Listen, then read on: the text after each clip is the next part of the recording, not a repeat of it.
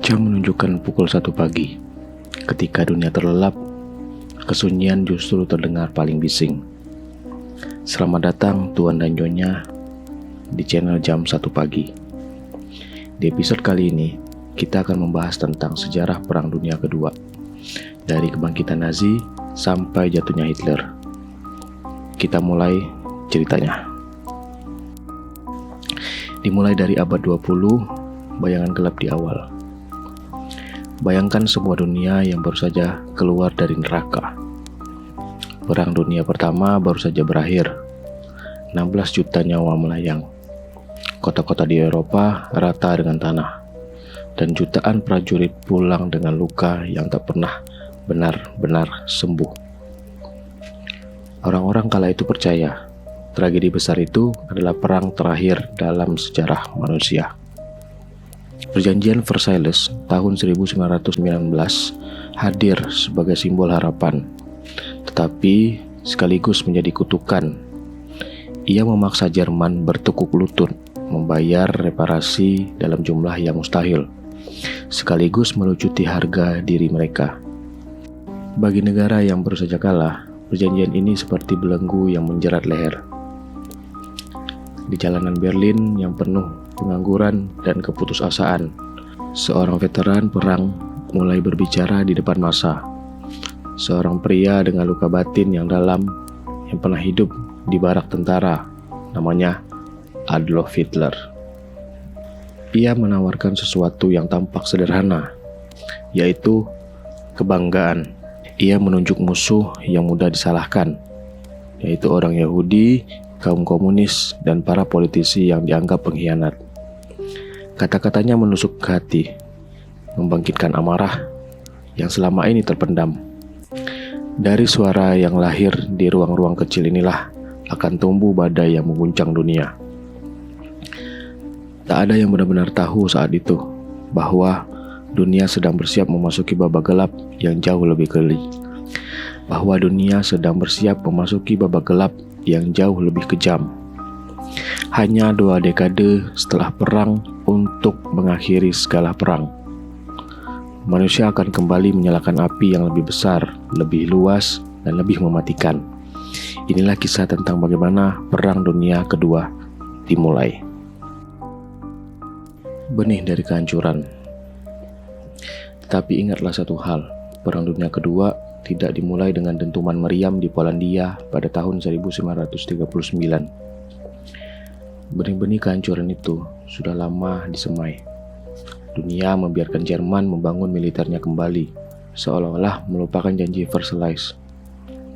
Dunia menutup mata ketika Jepang menyerbu Tiongkok pada tahun 1937. Para pemimpin barat memilih jalan kompromi.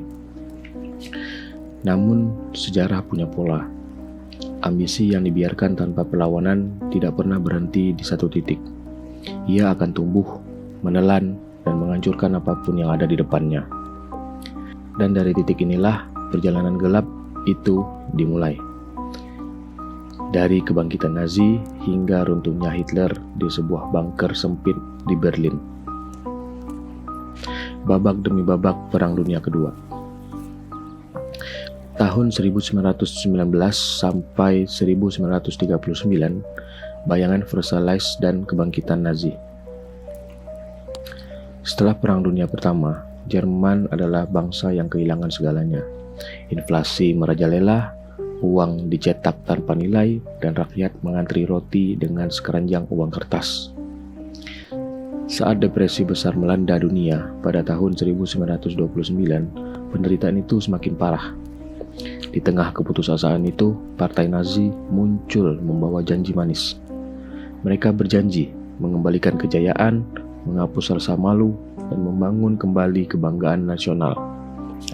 Hitler dengan retorika tajam dan gestur dramatis menjadi magnet bagi rakyat yang haus harapan. Pada tahun 1933, ia diangkat menjadi kanselir. Setahun kemudian, ia menyatukan kekuasaan sebagai Führer.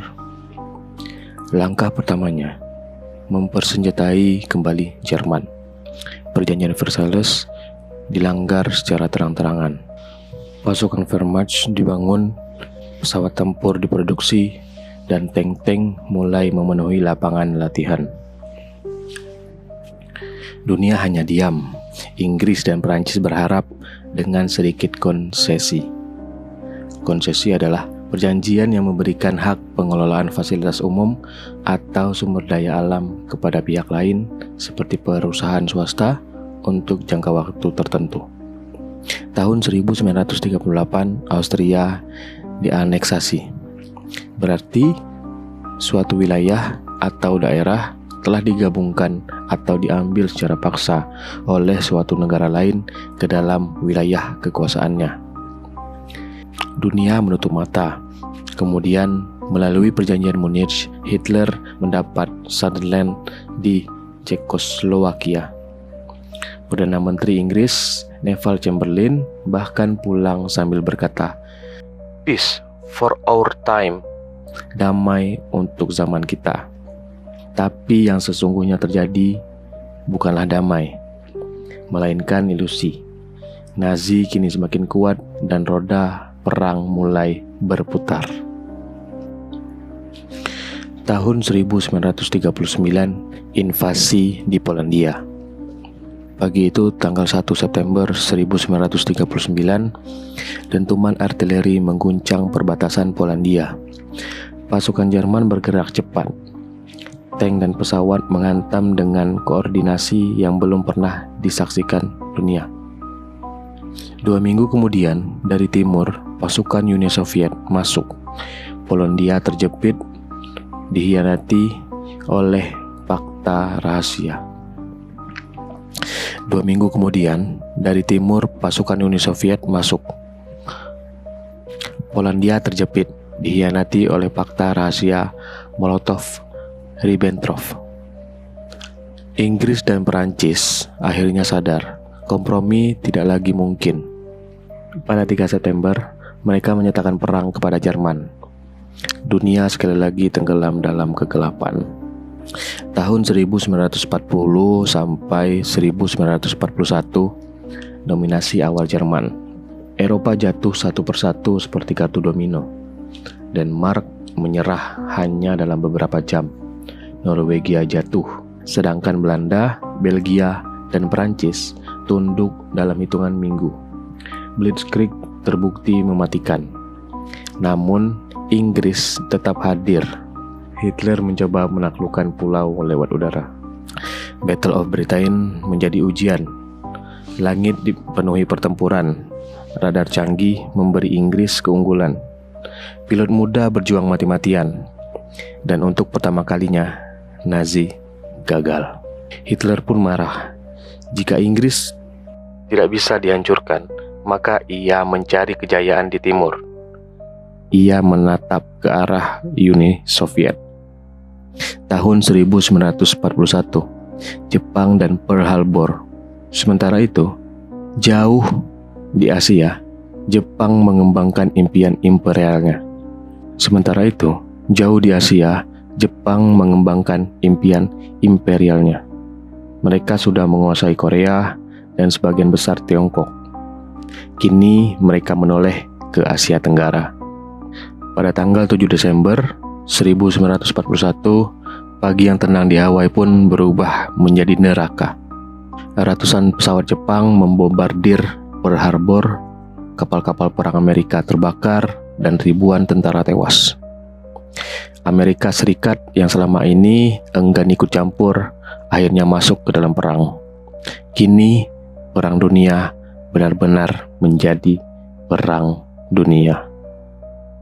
Pada tahun 1942 sampai dengan 1943, di Stalingrad dan Midway, Jerman terus maju ke timur, tetapi di tepi sungai Volga, mereka terjebak.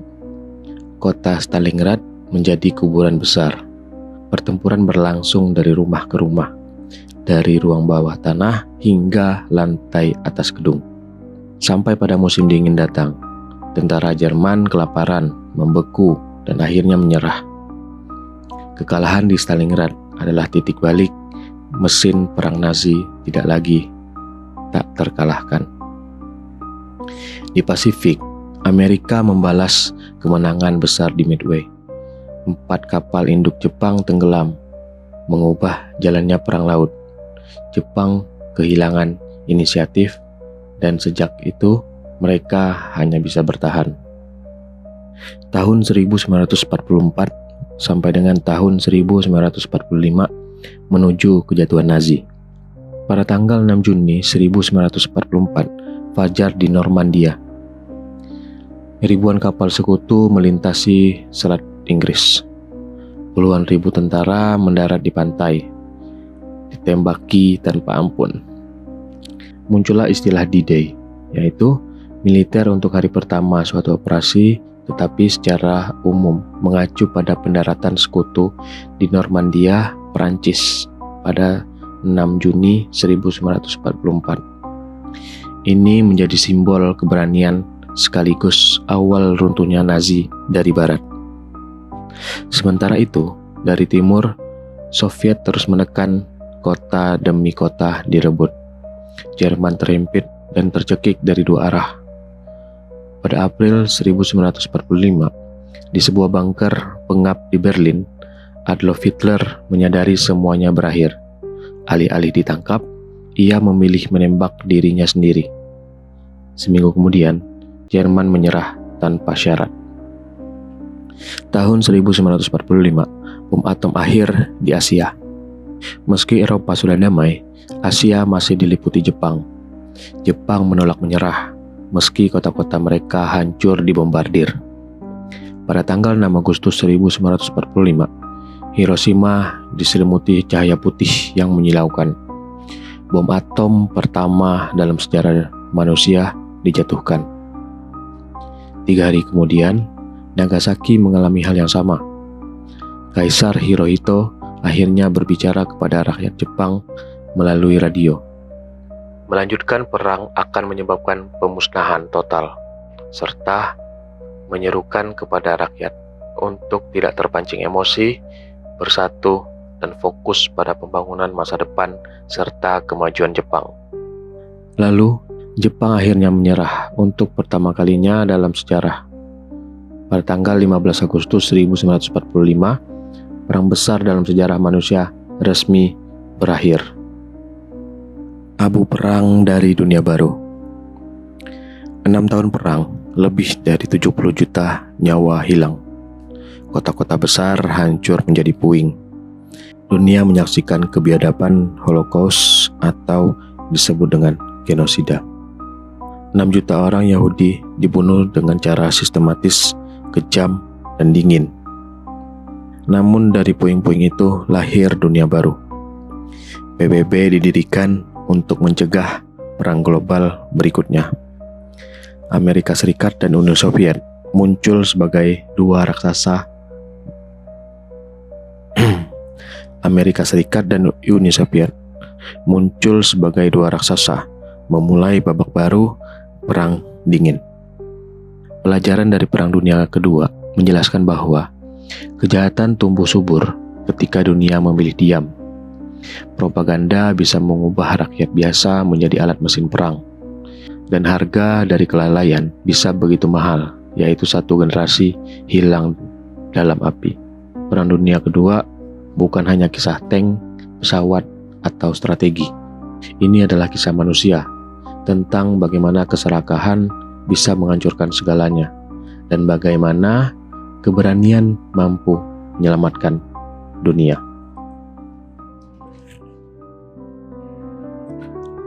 Dari abu kehancuran, dunia memang lahir kembali. Tapi, pertanyaan besarnya adalah, apakah kita benar-benar belajar dari sejarah? Hari ini kita masih melihat perang, konflik, dan kebencian tumbuh di banyak tempat. Sejarah Perang Dunia Kedua bukan hanya kisah masa lalu, melainkan peringatan keras untuk masa depan. Karena kejahatan tidak pernah muncul tiba-tiba, ia tumbuh pelan lewat propaganda, lewat diamnya orang-orang baik, dan lewat dunia yang milih berpaling.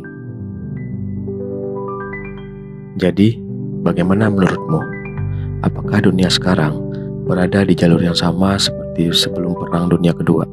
Atau kita sudah cukup bijak untuk mengulangnya lagi. Karena hanya dengan mengingat, kita bisa mencegah. Dan hanya dengan belajar, kita bisa benar-benar merdeka dari bayang-bayang perang.